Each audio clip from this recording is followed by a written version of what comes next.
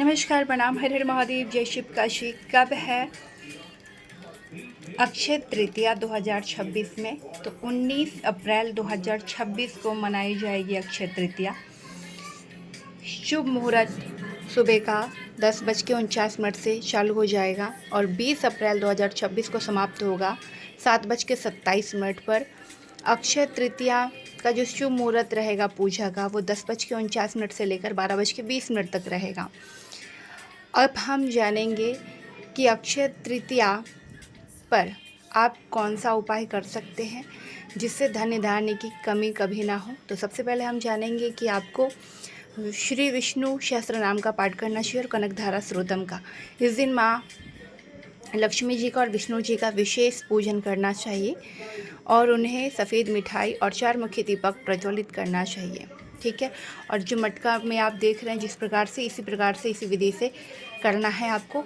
और पान का पत्ता 5 चढ़ाना है और 5 सुपारी, और इस प्रकार से कौड़ी, ये सारी सामग्री रहेगी जो आपको दिख रहा है। उसके बाद आप कमल गट्टा का माला पर माँ लक्ष्मी का जाप करें और फिर माँ लक्ष्मी को अर्पण करें। अब हम आपको बताएंगे कि सोना चांदी खरीदारी का शुभ मुहूर्त क्या रहेगा। तो सोना चांदी खरीदारी का शुभ मुहूर्त रहेगा 10:49 से 19 अप्रैल 2026 से 20 अप्रैल 2026 को समाप्त होगा 5:51 तक आप खरीदारी कर सकते हैं, दूसरा दिन तक। अब मैं आपको एक उपाय बताऊंगी जिसको करने से कभी भी धन्य धान्य की कमी नहीं रहेगी। जब आप विष्णु जी को बुलाते हैं तो माँ लक्ष्मी स्वयं चली आती है। तो इस दिन पूजा में आपको तुलसी का पत्ता पहले से ही तोड़ कर रखना है और अर्पित करना है। और विधि विधान से जब आप पूजा करेंगे माँ लक्ष्मी और विष्णु जी का, तो वो आपके घर में पधारेंगी माँ लक्ष्मी और कभी भी धन्य धान्य की कमी आपके घर में नहीं होने देगी माँ लक्ष्मी।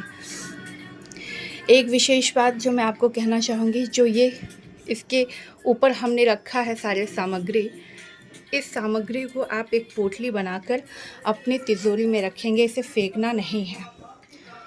और आपको दान करना है गरीबों को, चाहे आप एक गरीब को दान करें, चाहे 2, चाहे 3, लेकिन आप ज़रूर गरीबों को दान करें अपने ऊपर से 7 बार वार कर।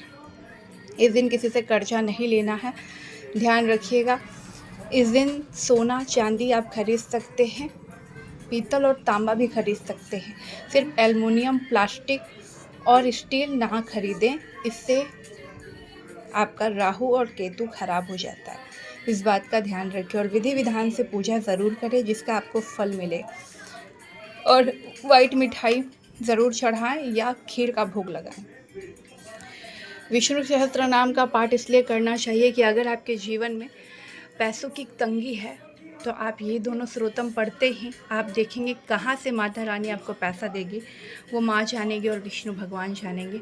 लेकिन एक बात मैं गर्व से कह सकती हूँ कि जब आप एक भी श्लोक को गलत नहीं पढ़ेंगे तभी जाकर आपको धन्य धान्य की पूर्ति होगी।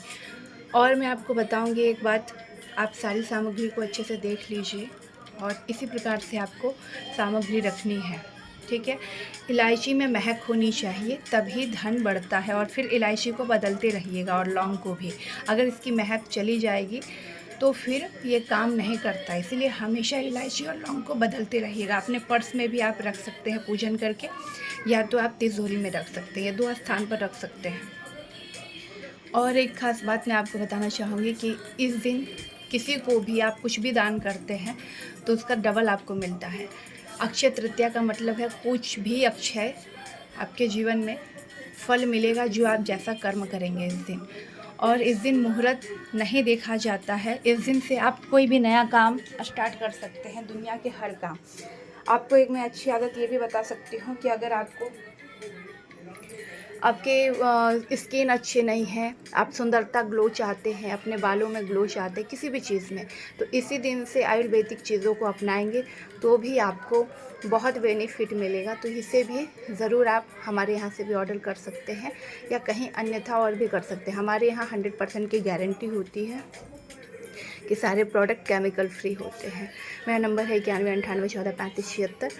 और इसी दिन सिद्ध करके आपको दिया जाता है मालाएं, तो आप वो भी मंगा सकते हैं, या ताबीज माँ लक्ष्मी का और विष्णु जी का, आप उसे भी मंगवा कर धारण कर सकते हैं। और कवच भी बनता है तो आप कवच भी मंगवा सकते हैं।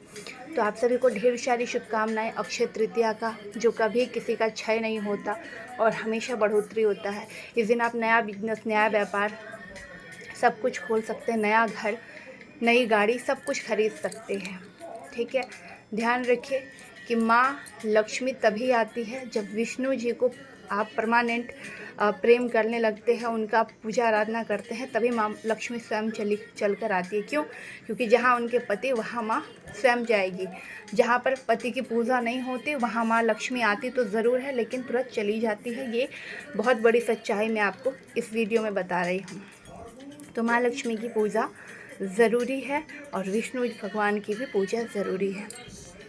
हैप्पी अक्षय तृतीया मेरी तरफ से आप सभी को ढेर सारी शुभकामनाएं।